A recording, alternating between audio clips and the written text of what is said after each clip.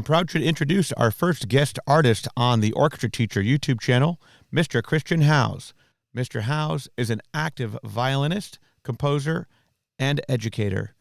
I hope that you will enjoy learning from him in this sample video. You can find more of his videos on his YouTube channel, which will be linked in the description and throughout this video.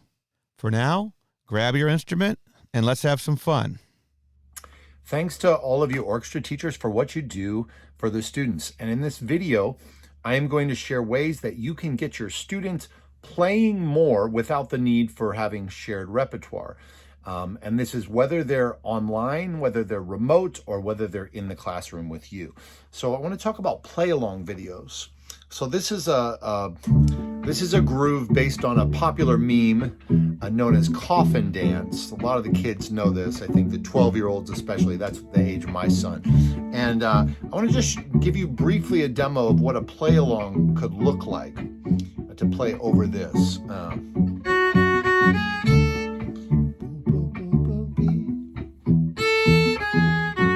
And I should, I'll mention the note, F sharp.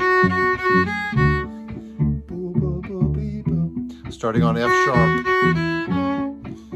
So if we simply say the starting note, if we play in a range that's good for cello, viola, violin, so usually avoiding on the violin when I do this, I'll avoid the note E on the E string. I'll try to stay on the lower three strings. This becomes something that works well for all of the students. And there's a few things that you can do to make this successful. Number one is give the starting note. Number two is give enough space in between the phrases. So again, I'll give an example of longer phrases on coffin dance. So I'm starting on F sharp. Now you play. So longer phrases on C sharp. And then you play, right? So Creative Strings is the nonprofit that I founded 7 years ago, and we have created over 250 of these play-along videos, and you can find them at Christian Howes YouTube channel or going to creativestrings.org.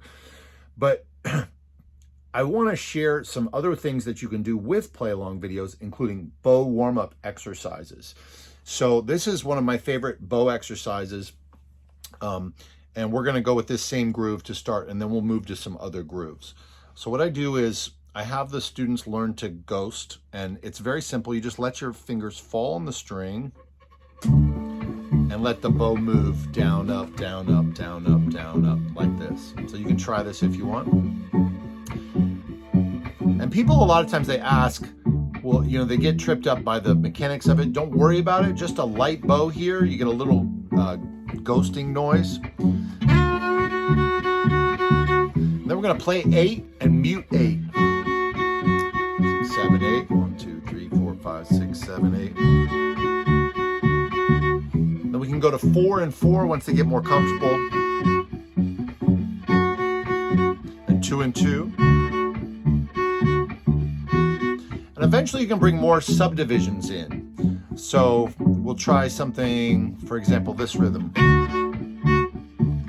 Down, up, up. Down, up, up.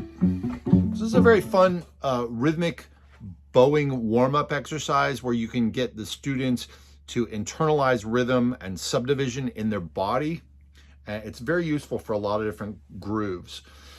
What I like to do is I like to have students be improvising while they are working on whatever technical problems that you want them to work on, right? So this is the idea of integrated practice that it allows for creativity in different styles, but without sacrificing technique. So I'm just going to move to, we'll use this same groove and then I'll move it to another groove, all right? So you can see how this works. And again, these are things that you can do by making your own play-alongs, but these are also things that you can do by just using my existing play-along backing tracks, the play-alongs from the other teachers that Creative Strings has commissioned. I just want you to understand the concept so you can use this and get your students playing more. So if we take the key of A major, Now, a lot of times teachers will have this idea of just telling the kids, play whatever you want in the key of A major. There's a missing step in that scaffolding that'll make all the difference in getting your students to succeed. And it really has to do with being a little bit more specific and having a little more instruction. So I'll show you what I mean. If in the key of A major, instead of just saying, pick any notes in the key of A major and play what you want, I'm going to give them a rhythmic choice, a rhythmic limit. So that could be like note, note, it could be there, right? Let's even start slower, okay? So we're gonna say we're playing whole notes, 1, 2, 3, 4, next note. And it's literally any note. Now there's gonna be notes here, like the note D or the note B, which might rub a little bit the wrong way in this particular groove. But in other grooves, you can use the major scale. I'll find one here. In this case, though, you could use the minor pentatonic scale, and you would literally never have a rub. So we'll try the same thing with minor pentatonic. And just indiscriminately, any note from F sharp minor pentatonic. The thing is, this won't work in every musical situation. Now we're going to do half notes.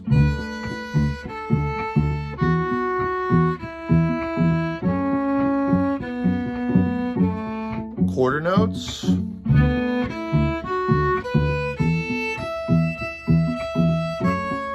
So in this situation, if you have all of your students doing it at the same time, it's still going to sound fine. You can have the backing track playing in the front of the class, and you can, as long as you give your students that instruction, in this particular groove, if you said everybody play any of the notes from F sharp minor pentatonic scale, and if you were to paste or give them a sheet of music that allowed them to see the choices, I wouldn't give them like English letter names. I would put it on the score. So for the violin, I would put on the staff paper, I would write so that they could see all the notes in the F sharp minor scale. And if they only play on 2 strings, then just write the applicable notes. So on the D and the A string, then they could use the applicable notes from the F sharp minor scale, F sharp minor pentatonic scale there. If you do that, and if you give them that further specific limit of here's your rhythmic duration, right, they will succeed. And this is a missing step in the scaffolding. And this is a great way to do it, whether you're in a group in the classroom or whether they're practicing at home and making videos to submit for your assessment. Let's take a different groove. Let's just see what happens so that I can show you a little more using these same ideas.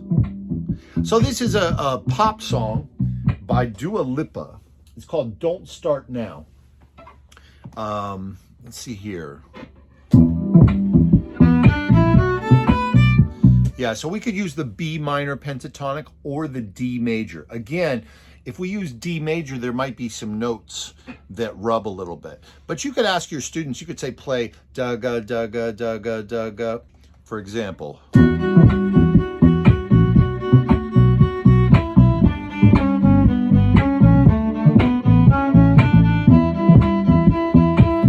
You could do that in the D major scale, or you could do it in the B minor pentatonic scale, and you'll have less, I don't know, notes that make you go, so.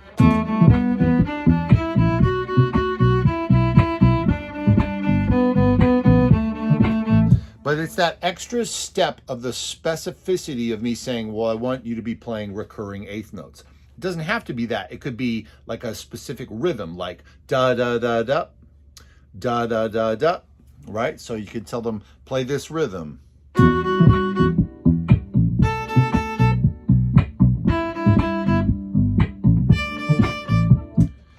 They're going to succeed with this. They're going to succeed with this. Now, with these 4 notes, with this 4-note rhythm, you could say play the same note or play 2 notes or play any combination of notes with that 4-note rhythm. So any combination of notes.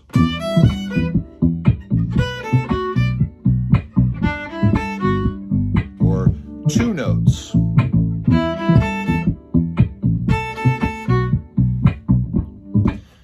If you give them the opportunity to win with these kinds of strategies, then eventually you can progress to where they have more freedom of choice in that improvisational scenario. Also, it's really important to know the difference between certain musical situations that will allow them to play out of one scale versus other situations which have more modulation and different scales and that sort of thing.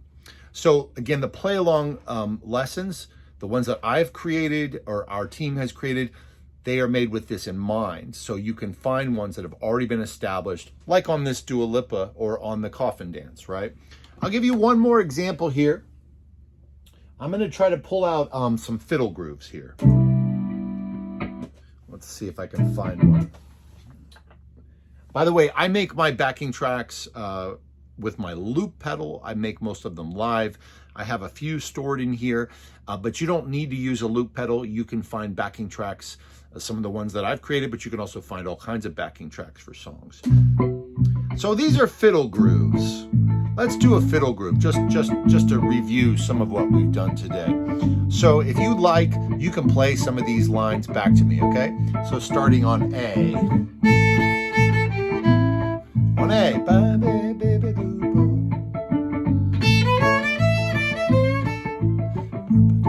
And what you'll notice is that we can tailor this to the level. Right? So I could play it more advanced. That's a more advanced line for high school, or simpler for middle school, or even easier. Now let's play along. Run, pony, run, pony, run, pony, run, pony, run. Going back to the example from earlier. 8, mute 8. Play 8.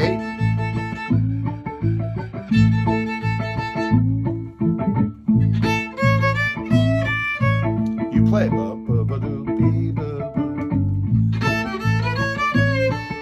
You play.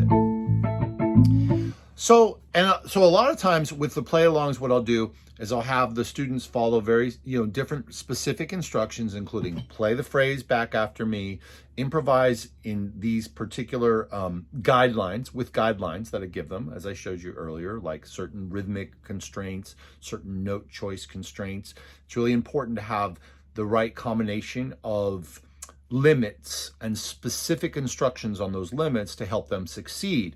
It's also really important to have the right musical environment in terms of what is the track that they're playing over, what is the groove, right? The way that we provide those instructions really makes a big difference. And then I'll do bow warm-ups and things like that. Now, also sometimes I'll ask them while they're improvising to focus on other things. So even looking at this, if I were to give you a scale of, let's say, right, it's A Mixolydian scale, basically D major scale starting on G. But I might ask them to just play indiscriminate whole notes while focusing on their vibrato. So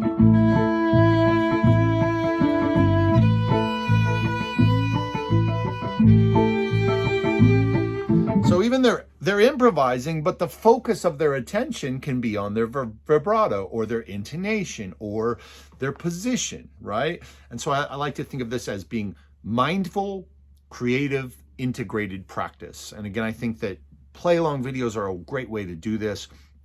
So that's my review.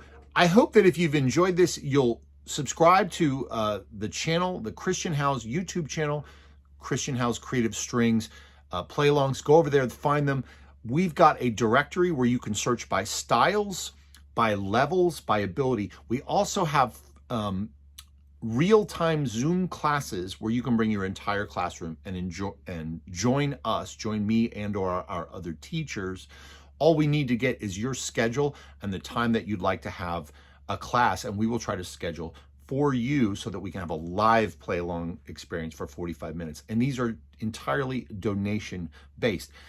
So I want to thank Charles at Orchestra Teacher for having me on. And I want to thank you for everything you do. And I hope that this helps for you to get your students playing more. Take care.